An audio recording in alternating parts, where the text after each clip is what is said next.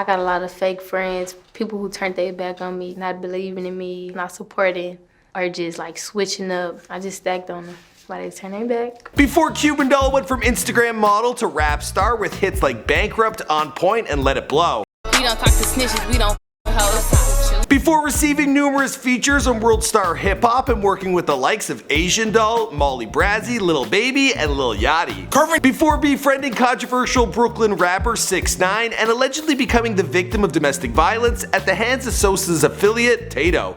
This pussy. Straight pussy. Now, I've been doing Before They're Famous for a couple years now, and I think it makes me a pretty good judge of talent. And if Cuban Doll were a stock, I'd be investing in her right now, because this girl is on the cusp of blowing up and becoming a household name. Her music is bringing in the numbers, she's already got herself mixed up in some rapper beef, and her previous work as an Instagram model, well, it certainly ain't holding her back. Not only are we all lucky to witness another babe make it big in rap, it sounds like it's also having a positive impact on her life. Prior to fame, she described her life as this: I feel like I was all over the place, in and out of school, I was always in trouble, in a fight or something, and I just overcame that. The music really separated me from being in mess and drama. What's going on, guys? It's your boy Michael McCrudden, documenting the life and career of Cuban Doll prior to fame, here for you on Before They're Famous. Now, you guys requested this video with thousands and thousands of requests, so I'm glad we're finally getting her done. A huge thanks goes to our sponsor, Candy Pens, and we got a long list of artists you guys want me to make a video on. I'm talking Moneybagg Yo, Baca, Wi-Fi's Funeral, and of course Lil Mayo. Sound off in the comments down below on who you want me to document next. Alright, now let's get into Cuban Doll.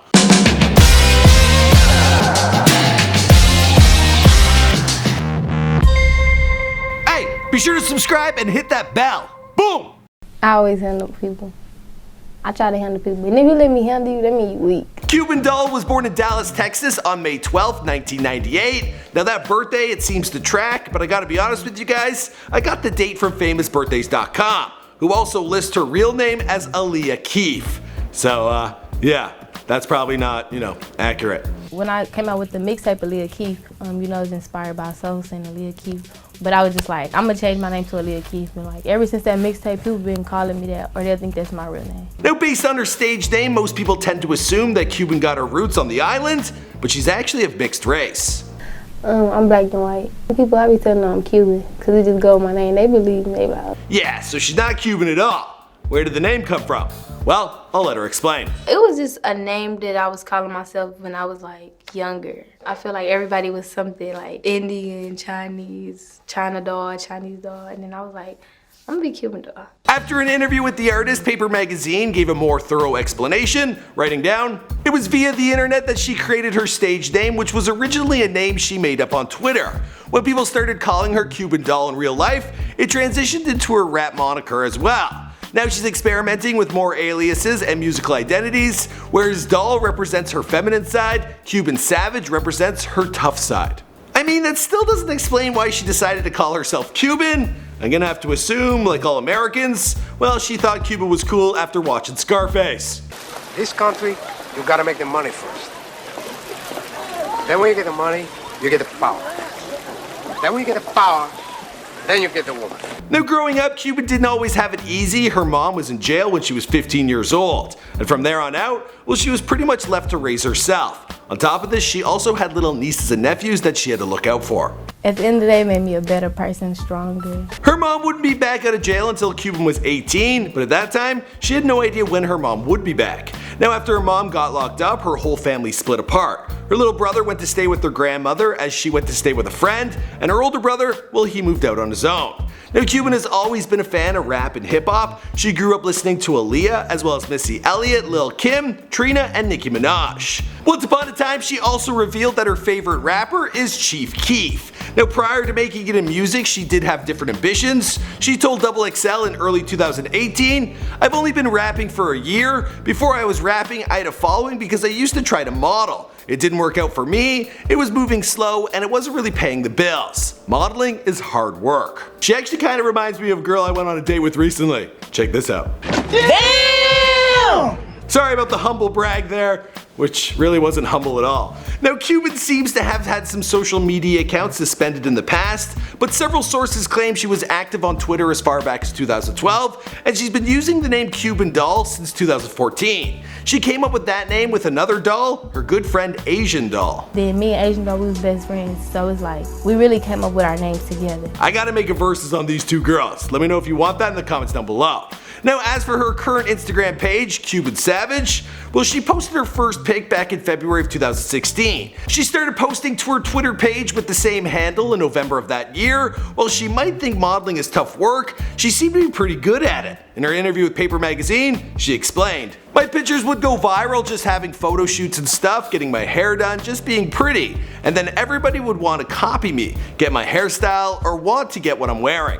As her popularity grew online, offline, Cuban Doll was hanging around people in the Dallas hip-hop scene. She'd hang around the studio and chill, but she was too shy to do it herself. Eventually though, she saw music as a potential opportunity. She wrote a song on her phone and decided to record it, and when it came time to debut her music, well, she used the platform she was already popular on, and she previewed her debut single, Get Money, on November 13, 2016.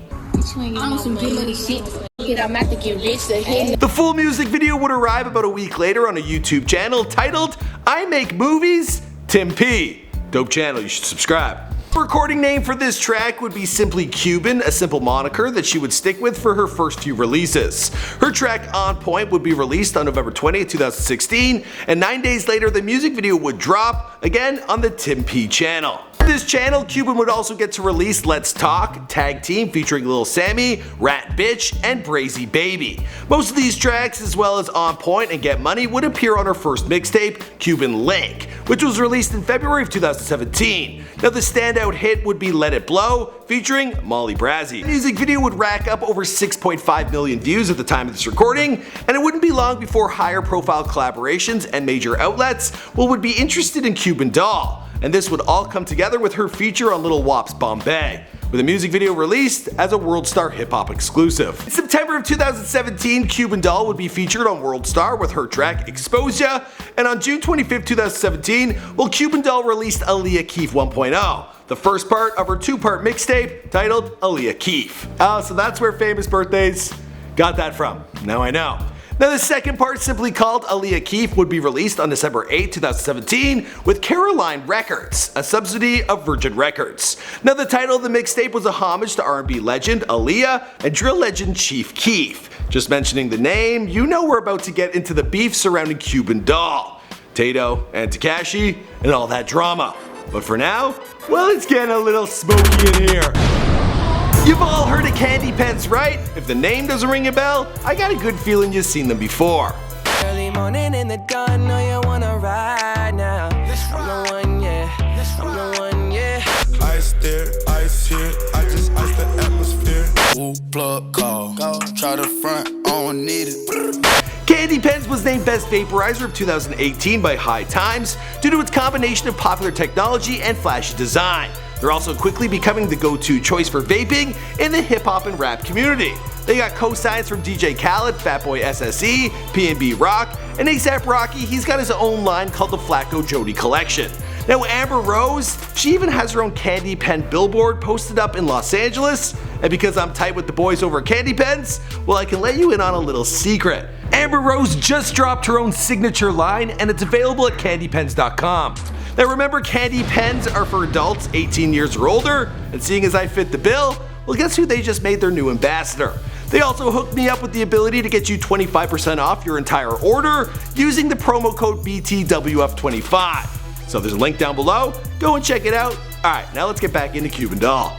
By the time she released her sophomore mixtape, she was pretty ready to change her name and figured Aaliyah Keef might be a good alternative. Now I don't know if the new moniker quite stuck, but that's alright. Artists, you know, they try out new names all the time. I got a new name in the streets. They call me Billy. I love you, Billy. In the meantime, Cuban Doll's features on World Star, they continued, feature on Q Money Mo Swag, then dropping her own remix of Kodak Black's Transportin'. Cuban Doll's breakthrough would come with the music video. That video would rack up over 7 million views at the time of this recording, with another 4 million plays for the song on SoundCloud. With the success of this and her next drop, Racks Up, Cuban Doll would continue to roll out videos with World Star in 2018. In January, well, there was Don't Like Me and Playa. In March, she even popped up in 6ix9ine's Billy video. Would do a remix of her biggest hit to date, Bankrupt, featuring Lil Baby and Lil Yachty, and the track would appear on World Star on May 12th, with a full video released on the 23rd. But this must have been a busy time for Cuban Doll, because in the same month, she was also getting enrolled in some serious beef between 6ix9ine and Chief Keef. It all started on the tail end of the last Instagram spat between Tekashi and Trippie Redd. 6ix9ine hopped onto an Instagram live with Cuban Doll, where he continued to talk trash about Trippie. Nigga, right? He said he put me on, right? His first You record... DM him and ask him for a feature? Man. Listen, we can't even go there, first of all. Apparently, Cuban Doll's boyfriend and Chief Keef affiliate, Tato, well, he did not take kindly to the flirtatious tone and the conversation with Tekashi. Tato allegedly beat her, and well, he would later get back on Instagram Live to show the evidence of the domestic violence. Gross. This the truth. This really what the fuck happened. This nigga talk to all the bitches, but mad. But be mad when I talk to anybody. The next day, Tekashi would post a photo of himself with Cuban on Instagram, captioning the photo, "Everybody she good." And because this is a beef involving Tekashi, well, you know that there is also an argument over video chat. In this case, between 6ix9ine and Tato. Yo, blood, listen to me. You hear me? You hear me? You hear me? Nigga, you do not kill nobody, blood. Now this beef appears to be ongoing, but as it expanded to include Sosa and Lil Reese, Cuban Doll seems to have stepped away from it literally. As soon as 6ix9ine began dissing those two in a video, well, she took her dog and walked away. Fuck Chief Keef, fuck Lil Reese, fuck all them niggas. Fuck y'all niggas talking about, nigga. This fucking Treyway, nigga. Treyway! Now Cuban Doll seems to be focusing on her music with her next mixtape, Cuban Link 2, expected to drop soon. As for the rest of the story, well, we'll have to wait and see because this is before they're famous. My name is Michael McCredden and thanks to Candy Pens for sponsoring this video. We also have 2 more suggested videos right here for you to check out. Let me know who's next in the comments down below and I'll see you guys in another video. Boom!